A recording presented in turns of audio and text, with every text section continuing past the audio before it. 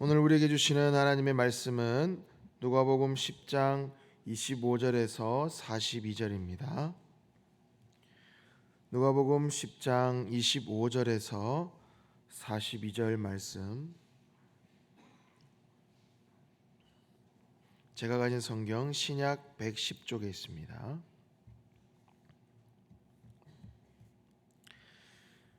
이 말씀을 우리 한 목소리로 같이 읽겠습니다. 어떤 율법 교사가 일어나 예수를 시험하여 이르되, 선생님, 내가 무엇을 하여야 영생을 얻으리이까? 예수께서 이르시되, 율법에 무엇이라 기록되었으며 내가 어떻게 읽느냐? 대답하여 이르되, 내 마음을 다하여 목숨을 다하며 힘을 다하며 뜻을 다하여 주 너의 하나님을 사랑하라 하고, 또한 내 이웃을 내 자신같이 사랑하라 하였나이다. 예수께서 이르시되, 내 대답이 옳도다.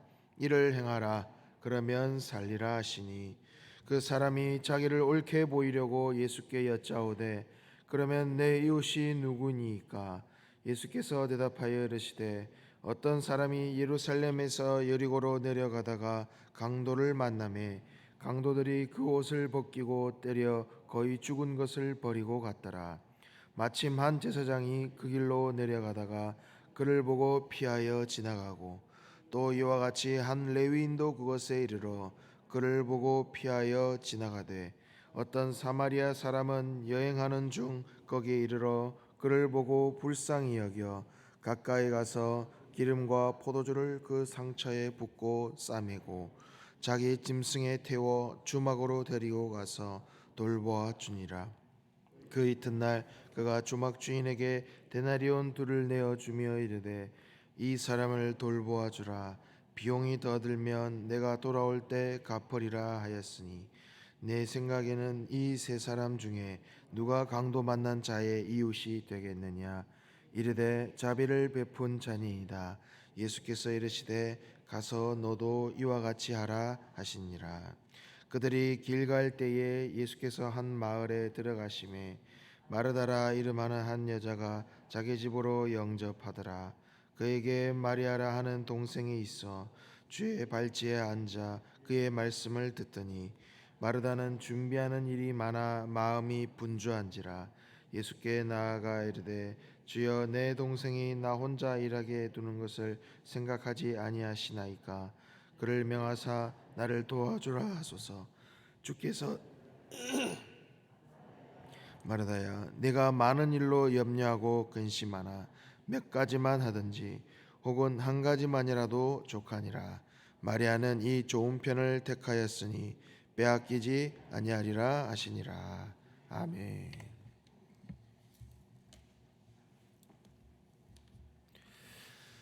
2016년 8월에 있었던 한 사건인데요.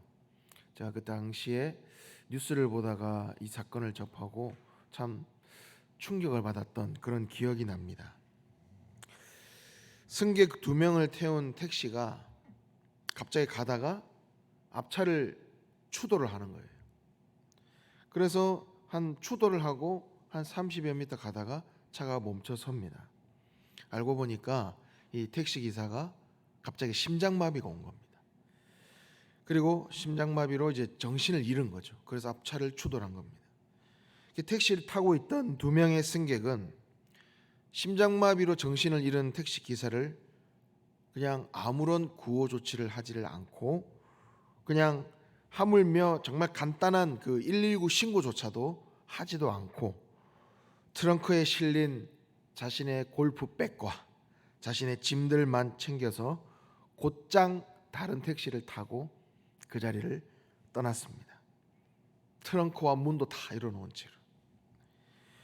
외부에 있던 사람들이 그냥 큰 사고가 아닌 것처럼 보여서 좀 상황을 보던 가운데 사고 접수를 위해서 이렇게 막 신고를 하다 보니까 그 택시 기사가 이미 심정지로 죽은 것을 이제 발견하게 되었습니다. 후에 그 승객을 이제 수소문을 해서 그 택시를 탔던 그 사람을 찾아보니까, 이제 해외여행으로 인해서 이제 막 비행기 시간이 촉박하니까 자신들은 어쩔 수 없었다, 이런 해명을 했다고 합니다. 한 명은 택시 기사의 옆에 앉았고 한 명은 이제 뒷좌석에 앉았다고 해요. 그러니까 이 보조석에 앉았던 사람은 사실 이미 이 택시 기사가 뭔가 심상치 않은 조짐을 이미 그가 눈치를 챘을 수도 있고, 혹 아니었다 하더라도 간단한 정말 구호 조치나 또는 119 신고만이라도 했다면 그 택시 기사는 살 수 있었을지도 모릅니다. 이 사건을 딱 들어보시면 여러분 어떤 생각이 드십니까? 아니, 이런 정말 삭막한 세상이 있나? 아니, 어떻게 그 신고조차도 하지를 못하나? 이런 생각이 드셨을 겁니다. 근데 이 사건이 있고 정말 놀랍게도 한 달 뒤쯤에, 그러니까 2016년 한 9월쯤에 또 비슷한 사건이 있어요. 또 동일하게 심장마비가 온 택시기사가 정신을 잃었고 천천히 차는 멈춰서 섰습니다. 그때 또 승객이 당연히 있었지만 이 사람도 동일하게 아무런 구호 조치를 않고 그 자리를 곧장 이탈을 했다는 것이죠. 결국 그 택시기사도 숨지고 말았다고 합니다. 한 사건은 대전이었고 한 사건은 서울이었습니다. 한 달 사이에 이런 안타까운 사건을 보면서 저는 당시에 너무나도 참 마음이 무겁고 안타까웠습니다. 근데 오늘 본문에 보면 바로 이와 유사한 이야기, 한 번쯤 여러분 들어보셨을 이야기, 그 이야기가 오늘 말씀에 등장합니다. 오늘 본문 25절에 보면 율법 교사는 예수님께 영생을 얻는 방법에 대해서 묻고 있습니다. 예수님은 이제 율법에 기록된 말씀에 대해서 그에게 오히려 다시 되물으시죠. 그러니까 율법은 뭐라고 기록되어 있느냐? 그 영생에 대해서 율법은 뭐라고 말씀하고 있느냐? 그러자 율법 교사는 당당히 이제 이야기를 하는 거죠. 하나님 사랑과 이웃 사랑입니다. 그러자 예수님은 그 대답에 칭찬을 하십니다. 그리고 그 말씀대로 실천할 것을 강조하시면서 이 율법은 단순히 지식이나 율법주의에 그치는 것이 아니라 마음과 뜻과 힘을 다해 그 말씀대로 살아라, 말씀대로 실천하는 삶을 살아라라고 그에게 가르쳐 주시죠. 그러니까 이것은 하나님과의 그 관계에서, 하나님과의 그 관계, 그 사랑에서 우리가 삶으로 하나님의 그 사랑 앞에 삶으로 응답해야 된다는 것을 예수님은 그에게 알려주시는 것입니다. 그러니까 우리도 마찬가지죠. 우리도 종종 신앙생활을 하다 보면, 믿음 생활을 하다 보면 종종 이것을 이론적으로만 이해할 때가 있어요. 아, 이론적으로 하나님의 사랑이 이런 것이구나. 아, 말씀에서 이론적으로 이렇게 나에게 말씀하시는구나. 아, 은혜가 되는구나 라고 생각은 하지만 종종 삶으로 녹여내지 못하고 실천하지 못할 때가 많다는 것이죠. 그래서 하나님의 사랑이라는 것은, 하나님의 말씀이라는 것은 단순히 어떤 예배와 교회 생활 내에서만 그치는 것이 아니라 바로 우리의 삶의 실상에서, 우리의 삶의 일상에서 바로 이웃을 섬기고 사랑하는 행동으로 그것을 나타내야 함을 오늘 말씀에서 가르치고 계신 것입니다. 그리고 25절에 이제 율법 교사가 또 한 번 묻습니다. 그러면 내 이웃은, 나의 이웃은 누구입니까? 누가 나의 이웃입니까? 이렇게 묻습니다. 그러자 예수님은 누가 이웃이다라는 대답을 하지 않으시고 바로 이 선한 사마리아인의 그 비유, 그 이야기를 들려주십니다. 이 이야기를 통해서 이웃의 정의는 무엇인가? 이웃의 정의를 새롭게 확장하기를 원하시는 그 예수님의 마음을 충분히 알 수 있습니다. 한 사람이 예루살렘에서 여리고로 내려가다가 강도를 만나게 되죠.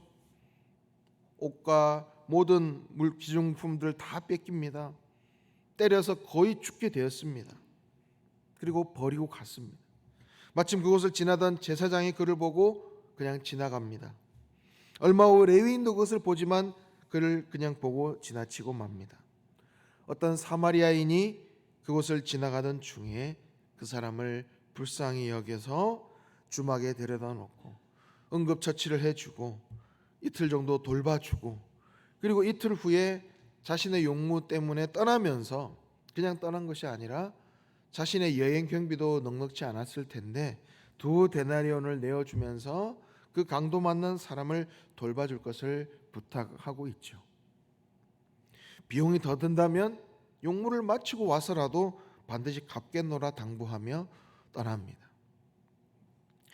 제사장도 예면했고 레위인도 예면했던 그 사람을 당시 유대 사회에서 멸시받았던 그 사마리아인이 자신의 시간과 재정을 희생하며 이웃의 사랑에 대한 그 역할을 충분히 다하는 것을 볼 수 있습니다. 그러면서 예수님은 뭐라고 말씀의 마지막에 덧붙이십니까? 너도 이와 같이 하라. 너도 이와 같이 하라라고 말씀합니다. 그러니까 예수님은 이 율법 교사의 그 질문을, 그리고 그 질문의 의도를 정확하게 파악하고 계세요. 그의 삶을 예수님은 꿰뚫어 보고 계신다는 거예요. 그러니까 말씀에 보면 이 율법 교사의 질문의 의도를 우리가 알 수 있습니다. 첫 번째 질문은 어떤 의도였다고 합니까?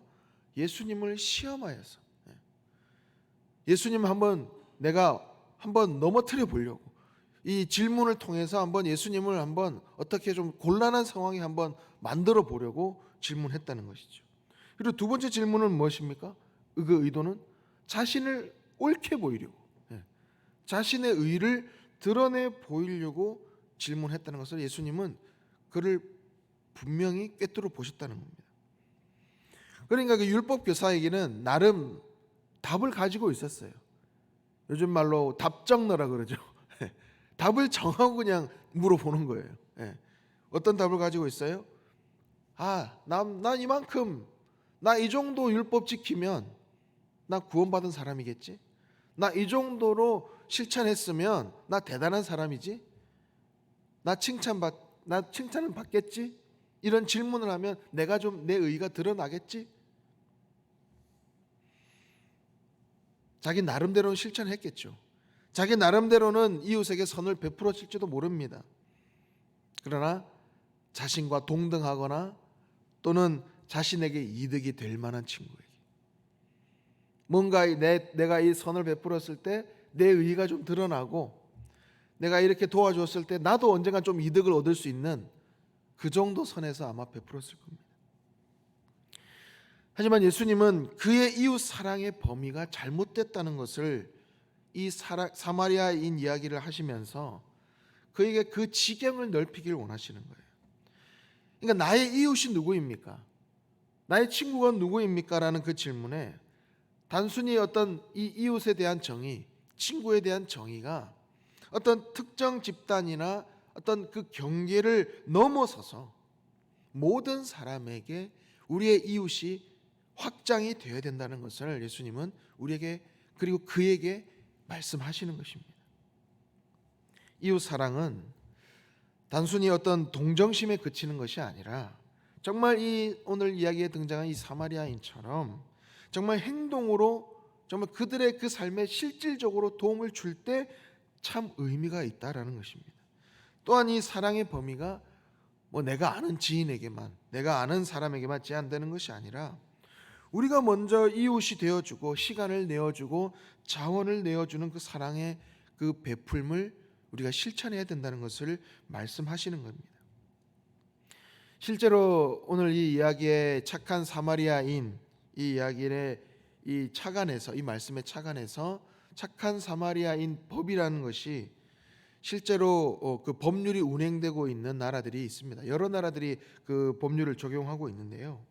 그러니까 위험에 빠진 사람을 보고도 그냥 지나쳐 버리면 그것이 만약에 이제 입증이 된다 그러면 처벌하는 그런 법입니다. 이탈리아, 프랑스, 유럽의 일부 국가에서 시행을 하고 있고 우리나라에서도 수년 전부터 이 법의 약간 일부를 이제 내용이 법제화해서 운영을 하고 있죠. 그러니까 긴급 구조와 응급 의료에 대한 어떤 법률, 이런 법이 있습니다. 그래서 이제 응급 상황에서 구조 활동을 이제 한 사람이 고의나 어떤 중대한 과실이 없는 한 법적 책임을 지지 않는다라는 것이죠. 그러니까 심폐소생술을 하다가 갈비뼈를 부러뜨리거나 막 이랬을 때 이제 막 오히려 나중에 물에 빠진 사람 구해냈더니 보따리 내놓으라는 것처럼 이렇게 행동을 할 때가 있으니까 그 구조 역할을 했던 사람의 보호해주는 그런 이제 법률이 우리나라도 있다는 것이죠. 근데 우리는 이제 단순히 이것이 뭐 어떤 법적인 테두리 안에서 착한 사마리아인의 법을 지킬 것이 아니라 우리는 바로 예수님의 마음으로, 단순히 법을 지켜야 돼서 이 사람을 구해준다, 또는 뭐 내가 어떤 이득을 얻기 위해서 이 사람에게 선을 베푼다, 그런 것이 아니라 정말 예수님께서 이 한 사람을 한 사람을 대하는 그 마음, 바로 예수님께서 나를 구원하신 그 사랑, 예수님께서 나를 정말 십자가의 희생으로 나를 건져내신 그 사랑으로 우리가 그 영혼들을 대해야 된다는 것이죠. 그러니까 우리는 바로 예수님을 통해서 영원한 삶, 영원한 생명을 우리가 추구하면서 살아갑니다. 바로 천국을 소망하면서 살아가죠. 그러나 이 천국의 삶이 어떤 자기의 만족이나 종교적 행위나 어떤 그런 성취에 머무르지 않아야 된다는 겁니다. 하나님의 사랑과 그리고 하나님의 긍휼로 우리의 삶이 채워지고 이웃을 사랑하고 그리고 섬기는 그 삶을 통해서 하나님 나라의 그 가치를 우리의 삶 속에서 녹여내고 살아가야 된다는 것입니다.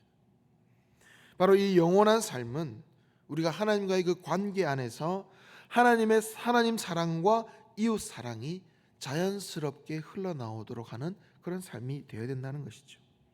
그래서 우리는 오늘 이 시간 한번 나의 이웃에 대한 정의를 다시 한번 세워보기를 원합니다.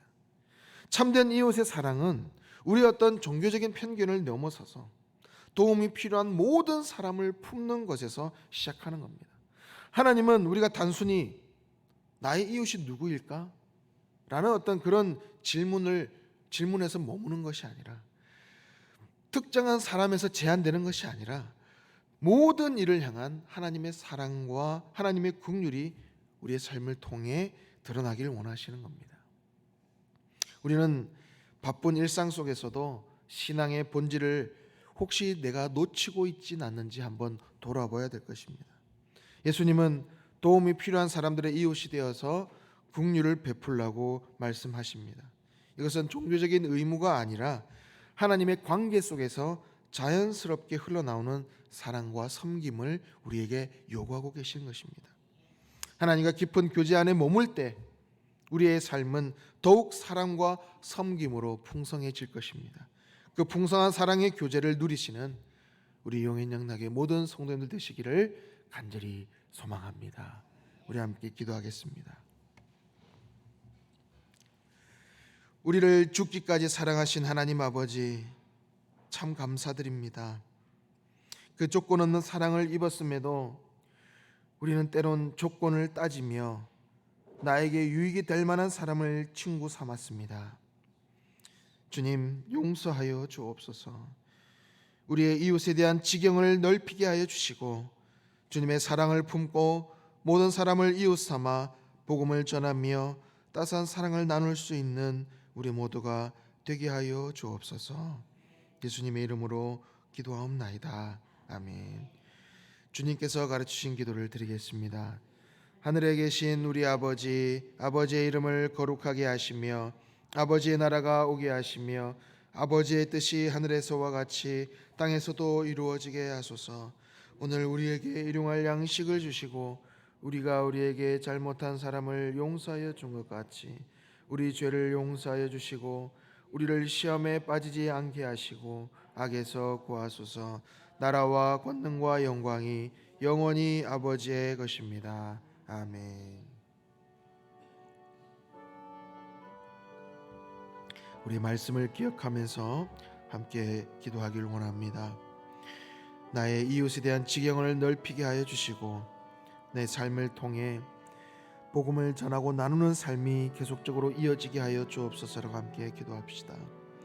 성령으로 충만하게 하여 주셔서 오늘도 마땅히 기도할 바를 알게 하여 주시고 이를 통하여 모든 것이 합력하여 선을 이루시는 하나님을 경험하게 하여 주옵소서. 우리 시간 선교사님들을 위해서 함께 기도합니다. 11개국 18명의 선교사님, 그 선교사님들의 그 삶에 성령 충만으로 그리고 영적 분별력을 허락하여 주시사 그 땅에 그 각 지역에 예배가 세워지게 하여 주시고 모든 열방이 주님께로 돌아오는 구원의 날이 속히 오게 하여 주옵소서. 선교사역을 감당할 때에 모든 필요를 하나님께서 채워주시고 도움의 손길도 채워주시고 예수님의 보혈로 덮어주사 그 각 지역에서 사역할 때 죽은 자가 살아나고 질병으로부터 노임받는 놀라운 역사가 그 선교 지역에서 일어나게 하여 주옵소서. 또 우리 교회에서 이번 한 주간 진행될 모든 사역들이 이 지역 사회의 선한 영향력으로 이어지게 하여 주옵소서.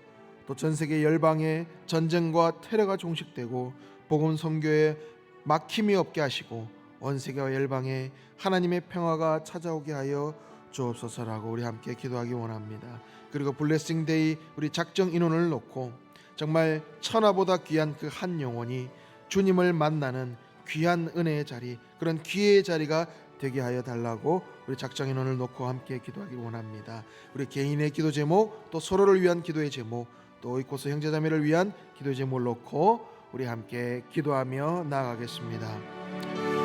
주여